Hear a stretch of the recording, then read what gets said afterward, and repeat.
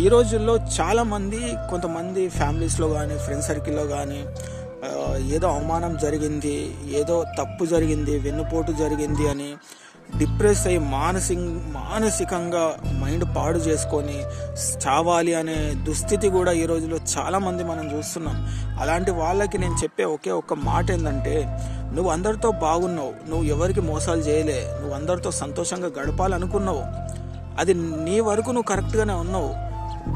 నిన్ను మోసం చేసిన వాళ్ళు, నిన్ను బాధ కలిగించిన వాళ్ళు, నిన్ను తక్కువ చూసిన వాళ్ళు సంతోషంగా బయట తిరుగుతున్నప్పుడు నువ్వు అందరితో బాగున్నా నువ్వెందుకు ఎందుకు డిప్రెస్ అవుతున్నావు, ఎందుకు నువ్వు ఇదైపోతున్నావు?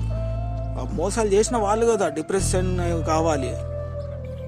నీ చుట్టూ చాలామంది ఫేక్ స్మైల్ పెట్టుకొని నటులు మోసాలు ద్రోహాలు చేసిన వాళ్ళు కూడా సంతోషంగా నీ చుట్టూ బతుకుతున్నప్పుడు నువ్వు ఎవరిని ఏ బాధ కలిగించని నువ్వు మాత్రం ఎందుకు మైండ్ పాడు చేసుకుంటున్నావు?